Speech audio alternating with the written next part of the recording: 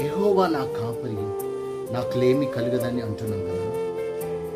యెహోవా కాపరిగా ఆయన చేయవలసిన ప్రతిదీ సమస్తమును చేస్తూ ఉన్నాడు. కానీ మనం ఏ విధంగా ఉన్నాం? నిజంగా మన గృహాల ఎదుట ఇంటి ముందు మనం ఒక తగిలించుకుంటూ ఉంటాం. ఏమని? యెహోవా నా కాపరి, నాకులేమి కలుగదని. నిజంగా ఆ కాపరి ఏమంటున్నాడంటే, నా గొర్రెలు నా స్వరం వినును అని అంటున్నాడు. మరి నిజంగా ఆ కాపరికి తగ్గినట్టుగా మనము అటు రీతిగా ఉన్నామా?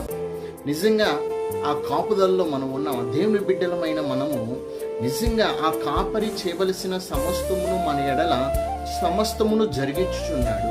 కానీ మనం మాత్రము కాపరి అని అంటున్నామే కానీ కాపరికి తగినట్టి ప్రవర్తన, కాపరికి ఏ విధంగా విధేయత కలిగి ఉండాలో అటువంటి విధేయత, అటువంటి ప్రవర్తన మన జీవితాల్లో లేదు, మన జీవితాల్లో కనబడుతుంది లేదు.